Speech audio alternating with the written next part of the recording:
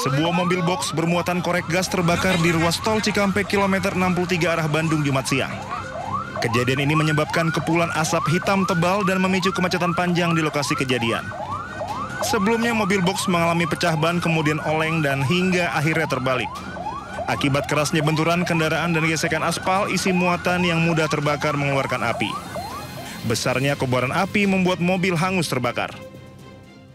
Menggunakan mobil pick-up box berisikan korek gas pada saat di jalur 3 akan mendahului mengambil arus jalur keempat, tiba-tiba ban belakang sebelah kiri pecah, tergelincir dan jatuh sehingga kendaraan tersebut mengakibatkan terbakar. Tidak ada korban jiwa dalam kasus ini, kerugian diperkirakan mencapai 100 juta rupiah. Kasus ini ditangani petugas Laka Lantas Polres Karawang, Jawa Barat. Dari Karawang, Jawa Barat, Rudi Setiawan, iNews melaporkan.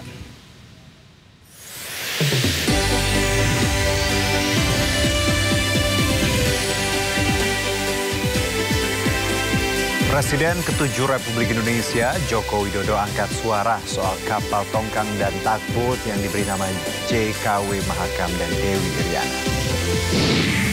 Dari Wakil Presiden ke-10 dan ke-12, Yusuf Kala, menanggapi polemik 4 pulau. Ada hubungannya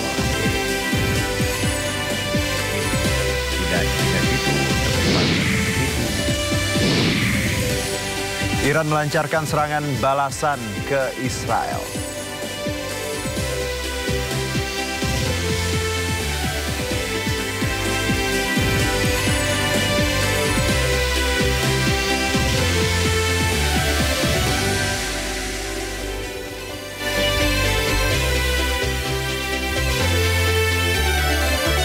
Halo pemirsa, penyerahan 4 pulau yang semula masuk wilayah Provinsi Aceh kepada Provinsi Sumatera Utara menuai polemik. Wakil Presiden ke-10 dan ke-12, Yusuf Kala, semestinya tidak perlu terjadi jika Kementerian Dalam Negeri memahami aspek sejarah dan administrasi teritorial ke-4 pulau tersebut. Saya Herjuno Syaputra, Anda menyaksikan Sindo Sore.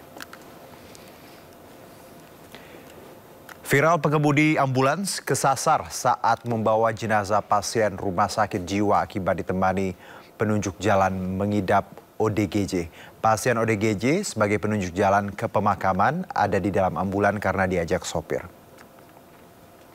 Nah, ini. Inilah video yang viral di media sosial. Seorang sopir ambulans tengah kesasar kebingungan saat membawa jenazah pasien ODGJ yang ditemani oleh 2 orang pria. Kejadian bermula saat seorang pasien ODGJ meninggal dunia dan tidak memiliki keluarga. Pihak rumah sakit kemudian mengurus jenazah hingga ke pemakaman di Goa. Aduh, ini bagaimana bro? Siapa kena mata?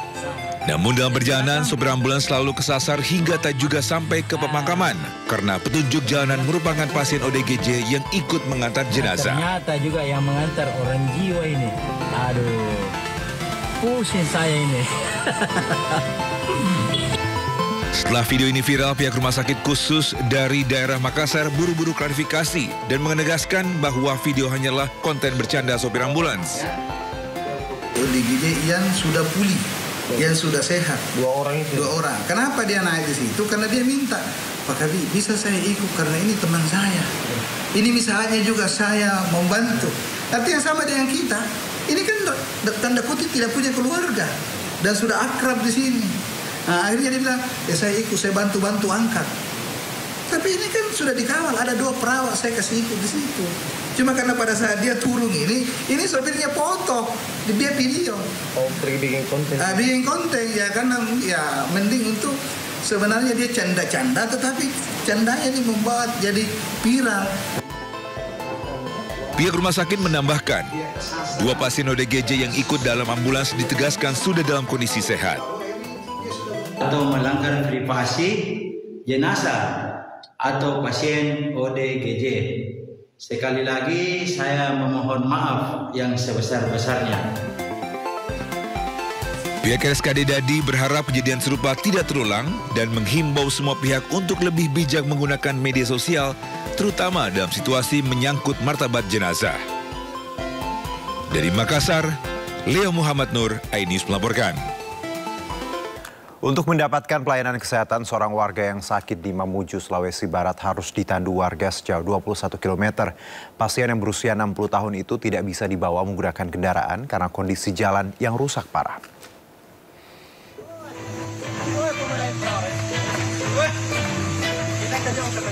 Sejumlah warga desa Kopeang, Kabupaten Mamuju, Sulawesi Barat bergotong royong menandu seorang warga yang sakit menuju puskesmas terdekat. Oteng 60 tahun tidak bisa dibawa menggunakan kendaraan karena kondisi jalan yang rusak parah. Selain jalan yang berlumpur dan licin, warga juga harus menempuh jarak sejauh 21 km agar bisa mengakses pelayanan kesehatan dasar. Menurut keterangan warga, jalan menuju desa Kopeang sudah puluhan tahun tidak pernah dibenahi. Dan ini bukan pertama kalinya terjadi. Saya atas nama Muhammad Alri selaku masyarakat desa Kopeang berharap kepada pemerintah daerah maupun pusat agar ada perhatian perbaikan jalan ke desa kami, di mana bertahun-tahun kami telah melalui jalanan yang sangat memprihatinkan ini. Selain mempermudah akses kesehatan, perbaikan jalan juga bisa meningkatkan roda perekonomian warga desa Kopeang. Dari Mamuju, Sulawesi Barat, Freddy, iNews melaporkan. 7 orang remaja ditangkap polisi usai tawuran di kawasan Jembatan 5 Tambora, Jakarta Barat dini hari tadi. Para pelaku tawuran ini diberikan pembinaan selama 7 hari dengan mengikuti pesantren Kilat 5 Polsek Tambora.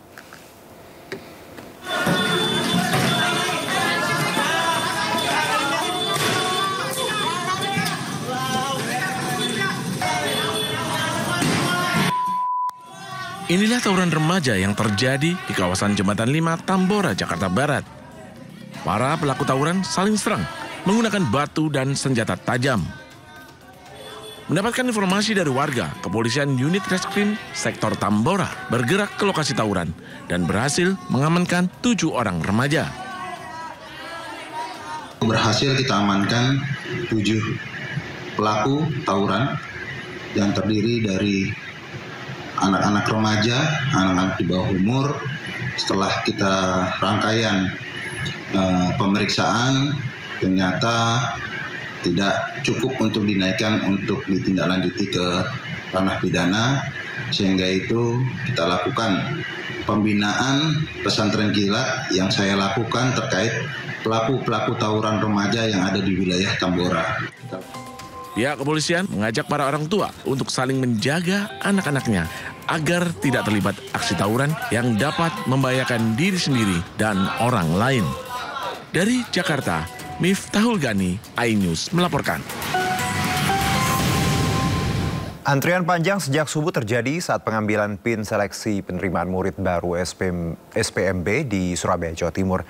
Antrian terjadi diduga karena kepanikan orang tua murid yang khawatir tidak mendapatkan nomor antrian di sekolah favorit.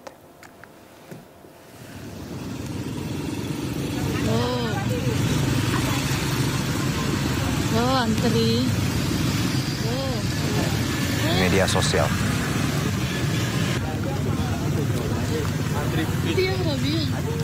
Sebuah video yang menunjukkan antrian panjang calon murid beserta orang tua mereka di SMA Negeri 8 Surabaya viral di media sosial. Antrian tersebut terjadi pada subuh, di mana sebagian pengantri membawa payung dan mengenakan mantel hujan akibat gerimis.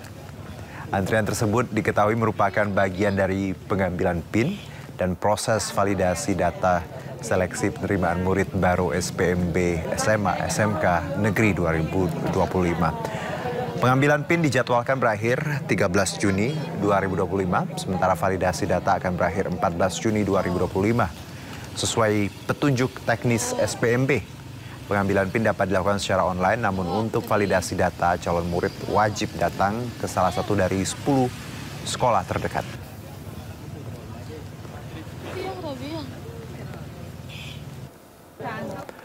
Pasca mengalami gangguan pada server pelaksanaan sistem penerimaan murid baru SPMB, saat ini sistem sudah kembali normal.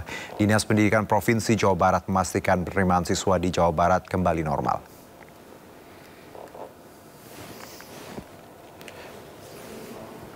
Setelah 3 hari alami gangguan pada sistem penerimaan murid baru atau SPMB, saat ini kembali sudah kembali normal. Gangguan karena adanya sinkronisasi antara aplikasi dengan server yang disimpan oleh Diskominfo Jawa Barat. Akibatnya sistem SPMB di seluruh SMA, SMK negeri di Jawa Barat tidak dapat diakses hingga banyak orang tua siswa mengeluh. Sebelumnya pada pelaksanaan hari pertama hingga hari ketiga SPMB, server Dinas Pendidikan mengalami server down dan hal ini membuat para orang tua tidak dapat mendaftarkan anaknya ke sekolah akibat gangguan server.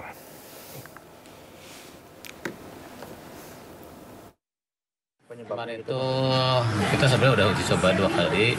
Kemarin itu ada sinkronisasi lah ya antara aplikasi dengan server yang disimpan di Diskominfo. Jadi ada harmonisasi yang waktu itu diuji coba. Kalau diuji kan nggak real trial. Kan orang langsung yang ini, yang ini. Jadi itu aja. Tapi alhamdulillah bisa diatasi dan sekarang udah bisa berjalan dengan lancar. Di semua tempat saya udah pantau, di semua kabupaten kota udah.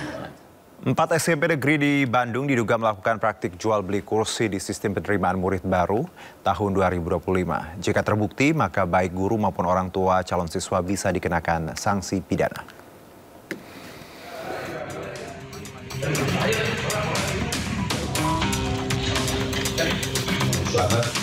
Pemerintah Kota Bandung kini lakukan investigasi terkait 4 sekolah menengah pertama yang diduga lakukan praktik jual beli bangku di sistem penerimaan murid baru SPMB 2025 dengan memanggil perwakilan sekolah.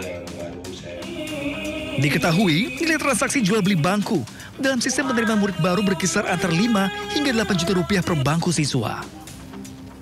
Mencuat adanya dugaan pungli karena ditemukan adanya perbedaan antara jumlah kelas di brosur. Jika di brosur tertulis 7 kelas, tetapi fakta di lapangan tersedia hingga 11 kelas. Satgas Justisi Perda yang kemarin baru dibentuk untuk melakukan pencegahan. Karena pada dasarnya memang ini kan indikasinya. Nah, kalau saya kan lebih senangnya saya galak di depan ini sebelum kejadian, saya cegah dulu semuanya gitu. Jadi mudah-mudahan tidak terjadi kejadian yang sebenarnya gitu. Tidak ada penambahan? Ya, nggak ada penambahan nanti kalau hasil penyidikan.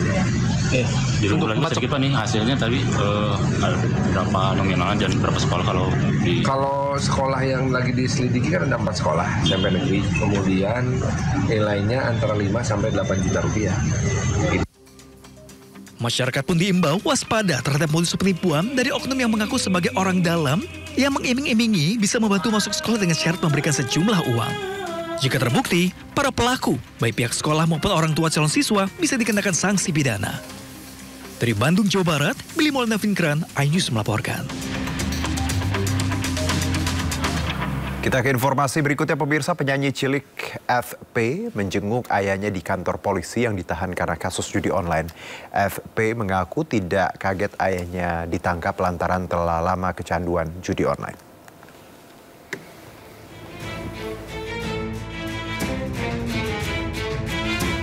Didampingi kru manajemen, penyanyi cilik FP mendatangi Polresta Banyuwangi, Jawa Timur untuk menemui ayahnya Joko Suyoto yang ditahan karena kasus judi online. FP yang sedang persiapan untuk manggung di Jakarta sengaja pulang ke kampung halamannya di Banyuwangi demi menjenguk ayahnya. FP mengaku tidak kaget ayahnya ditangkap polisi sebab menurutnya ayahnya telah lama kecanduan judi online. Terkait soal sumber uang untuk bermain judi online, FP mengaku tidak tahu menahu. Tapi ia mengaku kerap mengirim uang ke ayahnya hasil dari manggung dan menyanyi. Yang pertama kita mengapresiasi kinerja kepolisian Indonesia, kinerja kepolisian yang sudah menetapkan ayahnya Farel sebagai tersangka kasus judul ya. Di sini mungkin kita harapan dari kita beliau berubah ya setelah kejadian dapat hukuman ini, jadi bisa merenung ya kesalahan-kesalahan, jadi kedepannya bisa berubah lah. Itu harapan dari saya gitu. Sebelumnya, ayah FP, Joko Suyoto, ditangkap di rumahnya di Desa Kepundungan, Kecamatan Srono saat hendak mengantar salah satu anaknya ke sekolah Selasa lalu. Saat ditangkap, pelaku tidak bisa mengelak karena dalam ponselnya terdapat sejumlah transaksi perjudian online. Sejumlah saksi termasuk istri pelaku juga sempat diamankan namun akhirnya dipulangkan karena tidak terbukti terlibat. Kepada polisi, pelaku mengaku nekat main judi online hanya untuk mengisi waktu luang. Dari Banyuwangi, Jawa Timur, Eris Utomo, iNews melaporkan.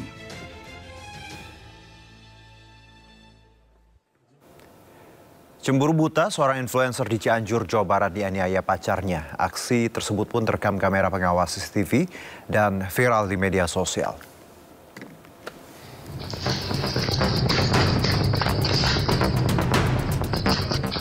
Inilah rekaman CCTV aksi penganiayaan terhadap seorang influencer Risa Nur Arisa yang dilakukan oleh kekasihnya Koko alias FS di tempat kerjanya di salah satu kawasan perumahan di Kelurahan Sawah Gede, Kecamatan Cianjur, Jawa Barat. Aksi tersebut pun terekam kamera pengawas CCTV salah satu rumah milik warga setempat dan sempat viral di media sosial.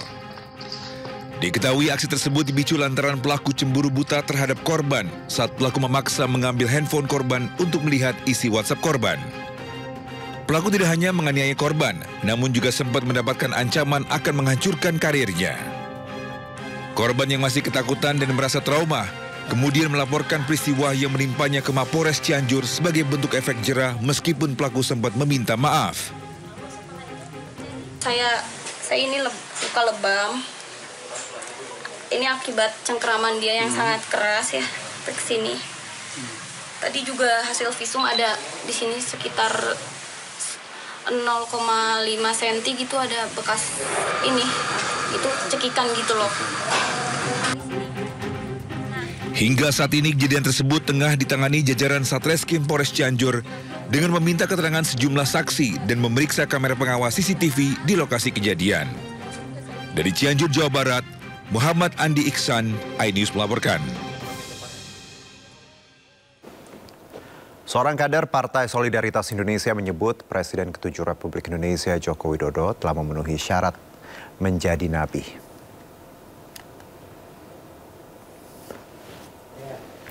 Cuitan Deddy Nur Palaka di laman media sosial X-nya pun menjadi viral.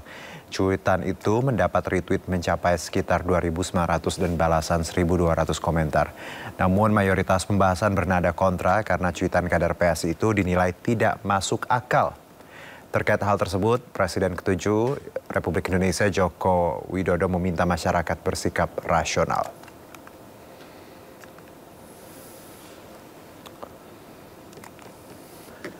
Nabi terakhir itu Nabi Muhammad SAW. Kalau ada pemikiran seperti itu, mikir yang rasional aja ya. Sementara itu, setelah cuitannya membuat heboh, kader PSI Deddy Nur Palaka menyampaikan klarifikasi dan permohonan maaf melalui media sosial X. Deddy menyebut pernyataan Jokowi penuhi syarat menjadi nabi merupakan pernyataan pribadi dan tidak mewakili sikap resmi Partai Solidaritas Indonesia. Selain itu, DPW PSI Bali juga telah memberi teguran internal sebagai bentuk tanggung jawab organisasi terhadap sensitivitas publik dan keragaman pandangan masyarakat.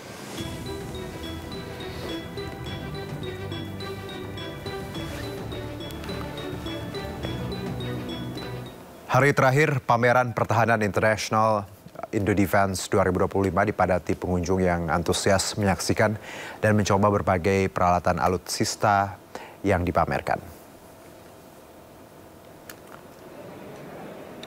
Ratusan pengunjung memadati area pameran Indodefense 2025 menunjukkan besarnya ketertarikan masyarakat terhadap perkembangan teknologi pertahanan. Pameran pertahanan diikuti lebih dari 1.000 peserta dari 42 negara sahabat.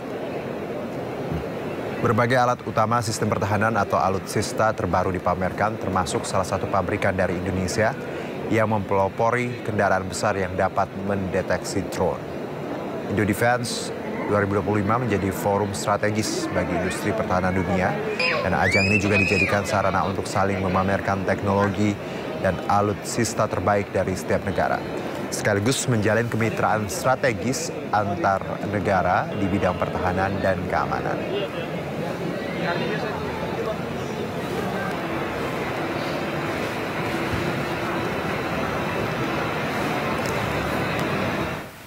Berbagai produk pertahanan Indonesia dan mancanegara dipamerkan di Indodefense 2025. Beberapa negara juga menandatangani kerjasama dengan Indonesia. Dan untuk mengetahui suasana terkini pameran Indodefense 2025 di Kemayoran, Jakarta, ada rekan kami Syareza Zanski di sana.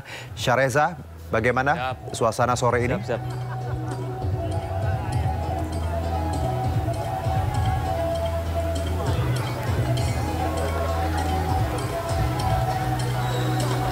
Ya baik Juno dan juga pemirsa, selamat sore. Ini adalah hari terakhir untuk pameran pertahanan Indodefense 2025 di G-Expo Kemayoran. Dan meski hari terakhir fasilitas sudah mulai ada yang ditutup seperti untuk fasilitas simulator untuk berbagai alutsista. Namun terlepas dari itu pemirsa, ini ada masih banyak hiburan yang menarik tentunya. Seperti ada beberapa alutsista yang masih dipajang pada hari ini. Bersama juru kamera Rama Ramadona akan menunjukkan pada Anda seperti inilah situasinya. Masyarakat bahkan ada yang bersuah foto bersama personil TNI, baik itu mereka yang bertugas untuk menjadi pasukan perdamaian dunia ataupun PBB tentunya. Dan tidak hanya bisa bersengkrama, bersuah foto bersama para anggota, masyarakat juga kerap kali menaiki alutsista kendaraan tempur darat. Ini ada kendaraan tempur darat yang digunakan oleh pasukan perdamaian dunia ataupun PBB dari TNI yang biasa bertugas di daerah-daerah konflik seperti Kongo dan juga beberapa daerah di kawasan lainnya begitu. Mereka bersuap foto, mayoritas adalah kalangan keluarga yang membawa anak mereka. Ini untuk memperkenalkan apa saja kendaraan tempur yang diproduksi oleh anak bangsa tentunya. Seperti dari PT Pindad sendiri yang memproduksi beberapa kendaraan taktis, baik itu Maung ataupun juga Komodo ataupun Badak tentunya. Dan seperti inilah situasinya Juno, bahwasanya begitu ramai. Tadi tidak hanya soal pameran alutsista, hari ini adalah closing ceremony di mana dari pihak Indodefense sendiri menghadirkan beberapa hiburan seperti adanya musisi Sami Simorangkir tadi yang perform pada pukul 4 sore waktu Indonesia Barat. Dan nantinya juga ada beberapa penampilan menarik seperti adanya kembang api dan juga beberapa hiburan lainnya begitu. Dan kami masih menunggu Juno, apakah di closing ceremony ini akan begitu berjalan antusias ataupun semeriah mungkin.